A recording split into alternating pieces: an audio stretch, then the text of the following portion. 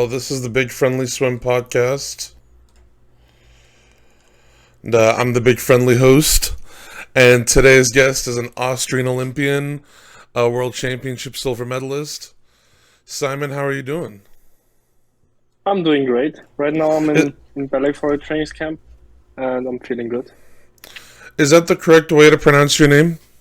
I just want to make sure. Uh, in Austria you say Simon, but Simon, okay. it it's totally fine when you say Simon. Oh no, I like because I have a name that's more difficult to pronounce myself, so I want to make sure that I'm getting your name right too. Yeah, the last name is in Austria you say Bucher, but Ooh, that's the most of the interesting. That's people not they how I would have guessed. yeah the most people they say Booker or Butcher or something like that. So it's Bucher is the right. Yeah, Booker is Awesome. good. It's as somebody whose name is mispronounced very very often. It's important to me that I can get people's names right when I can. All right. So talk to me about the Doha Worlds and what were they like from your perspective? Like what did it mean for you to come away with your first individual senior medal in that 100 butterfly final? Yeah, super happy to win a medal in Doha, but I think I benefited a lot that many good flyers didn't compete there. But I would say it's not sure to that the other swimmers would have swum so much faster in this time of the year in an Olympic season. But I think it's a good time for me, and it's okay to win a medal with this time. I mean, like in my mind, like anybody who wins a medal at these world championships is at the very least a contender for an Olympic final in the race they want a medal in. Is the way that I look at these worlds and the way that I've tried to explain it to people who are non-swimmers who are like, why are we having a world championships in February? Um, but talk to me about the decision to compete in Doha because a lot of athletes opted out, and how you feel like your swims set you up come this summer. Um, we had the European Short Course Championships in beginning of December, and I was sick at this time, so I wasn't able to compete there. And then I said I want to focus on the World Championships to prepare myself better for the Olympics. And I think we did a great job because I just had 1.5 months to prepare for the Worlds. So I hope to swim into the final in Paris. But when I look back to the Worlds in Fukuoka, you needed a 51:17. I think it was the winning time of the Portuguese guy to swim into the final. So it will be very fast in Paris. So I think you need a 51 low or even a 50 high. Yeah, it's gonna be interesting once you add in the potential likelihood of somebody like a Caleb Dressel and Maxime Grousset and all these guys who are putting up such phenomenal 100 butterfly times. It's gonna be Yeah, interesting to see what it'll take to make that final. I think Caleb's 51:27, 100 of a Yeah, second faster than me in Doha. yeah, he had a phenomenal swim for a guy who took a lot of time away from the sport. Yeah. So with a lot of international athletes opting to go to college in the U.S., this is something that I've always found interesting. Is the decision to go to college in the U.S. and swim in the NCAA format, or to continue swimming internationally in oftentimes situations that have worked better for certain athletes. Can you talk about the decision to keep training in Europe and how that's worked out for you specifically, and whether or not a potential like career in NCAA and college in the US was on the table at some point? When I was finished with school, I was thinking about to go to the US. I was in contact with a few universities, but something in my mind told me to stay here in Austria. I have my family here, but although I changed my um how do you call it when I moved from somewhere to Your somewhere else. citizenship? No, in just in Austria. So I moved 3 hours away from my family to train in another center because in my hometown we don't have a 50-meter pool. So I changed everything a little bit, and now I think I have the best center in Austria you can find because Austria doesn't have a lot of good swimmers. So we're a very small group.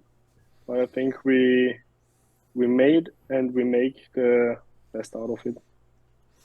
Yeah, this is something I'm interested to talk about is like the qualification process for Austria, because it's a small but mighty group of athletes. Like you've got a Felix Aubach, you had Marcus Rogan back in the day, a lot of a lot of athletes who have done exceptionally well in representing Austria. So I'm wondering if you can talk about that qualification process and like when you find out or when you know that you've qualified for an Olympics or World Championships or European Championships. Yeah, in Austria, like you said, we're very very yeah, it's a very small group of swimmers. So it's very simple the qualification process because we have the A standard for the Olympics and for the World. When you swim these times, you're almost qualified because there will be no no second or third swimmer who can swim these times. So when you're doing the A cut, you're like 99% qualified for the event. So and for the Europeans, it's so much easier because you just have to swim the A cut that the federation tells you to swim, and that's it. So it's not really a very fast time, and in the Europeans they can swim 4 athletes per country.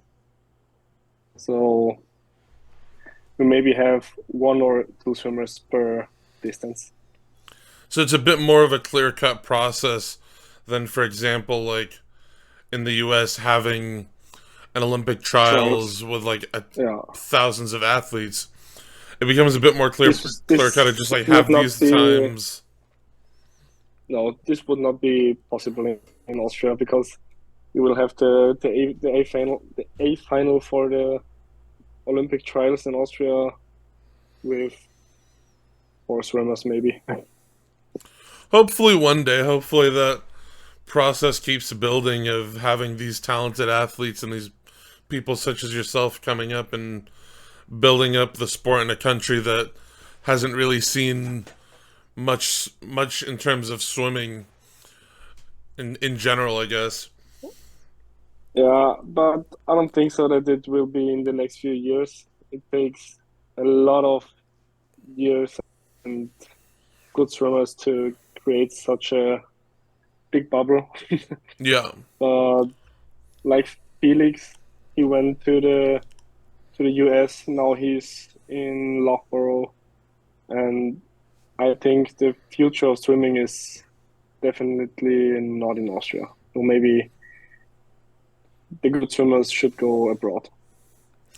It's definitely one of those things where I feel like it falls on the funding and the amount of time that it takes because I mean even like in Romania like David Popovic it was I don't want to call it a fluke but it was like a huge surprise that somebody from Romania was able to come up and win a world championship gold medal and win like such prestigious awards and go such crazy Mm. times. But it's something that hopefully like some something will happen that will build that process, because there's been other countries where somebody or a group of people have done exceptionally well, and it's inspired like a whole new generation. Like you look back Yeah. to, go ahead, sorry. No, all good. Sorry. You can talk. I was just gonna use an example of like in Japan before like Kosuke Kitajima. At least as far as I know, there wasn't a huge depth of breaststroke talent there, and within like a few years after he retired, or even like I think it was 6 months after he retired, another Japanese man held the world record in the 200 breaststroke, and then in the Olympic final in 2016, there was two Japanese swimmers. So it's something that hopefully over time will build up, and like that new generation of swimmers who are watching you and Felix, and who watched Marcus back in like I think he was in 2008 and 2012. Like Yeah. hopefully they get inspired by that and it builds up a whole new generation. Yeah, I hope so. This would be very important for the Austrian swimming. And I think at this time where Marcus and maybe Dinko Jukic and all these guys, it was a very good generation. But then we had a few years there was like nothing. And now we're on a good way with Felix, Martin Espenberger, me, a few teammates of me. But yeah, I think It we takes can time. change a Like little it, bit of it. yeah. Yeah, It takes time. It takes like a few people to like set up the next generation, and then that sets up the generation after them, and like over time it's just like putting those building blocks in place. But I'm wondering if you can talk about like what do you think has been the most critical moment of your career thus far? What moment that has happened to you, you've been like, this is the defining moment of my swimming career to date? um, I would say the change of the swimming center in Austria because um, 1 year before the Olympics, I was thinking about to quit swimming because I couldn't beat my personal best for 1 year, and I wasn't that fast before. So my mom came to me and told me she would um, help me to change it. Is it money or anything I need? She will give it to me, and I can change it. So I I moved from Innsbruck to Linz and created yeah a new athlete out of me. So I changed everything because before I was when I went to training in the morning, I was like, fuck, again. I think the most of the athletes notice, but I knew that I had to change something to go to the Olympics in Tokyo. And the Tokyo Olympics, they were very special for me because my grandfather is from Japan and I promised him to go to the Olympics. And I think this was a very special moment for me to give it all up for this one moment. How did the pandemic affect that preparation for the Olympics? Because it obviously for a lot of athletes it just gave them more time to prepare, and it ended up with new stars that probably wouldn't have made the team or been at the Olympics the previous year, winning medals or making appearances at the meet. But how did that year?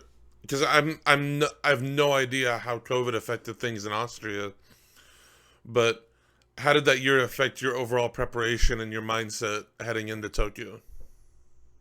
Yeah, in Austria we weren't able to swim like 1.5 months, and then the best athletes were able to swim again in a few centers, and the pandemic helped me a lot to reach my goal to go to the Olympics because I qualified for the games in May 2021. So this year was very important for me. And yeah, I am. It was a. Everybody says the same. I think it was a very special Olympic Games because there were no fans or families or somebody else that supports you. But I think we made the best out of it, and I'm not happy with my race there because I swam like 52.5, and this is the only race I have never watched again on the iPad or somewhere else. I haven't seen it because um how can I say it? Yeah, I'm very disappointed with the race, and I know that I was able to do it better, and I think I showed it in the last years. I can see that progression that you're talking about where like I think it was in February of last year. It was sometime last year that I saw the article where it said that you went 51-2 or 51-3 in the Yeah, it 100 was fly. in March last year. And this was something that I didn't write down in my questions, but I'm wondering if you can talk about like what it means for you to be an Austrian national record holder, because it's in a lot of these smaller countries that aren't a US where there's so many people who are breaking these records. I feel like it almost holds a bit of extra significance that someone is an Austrian national record holder or a South African national record holder, like these countries that aren't known for swimming.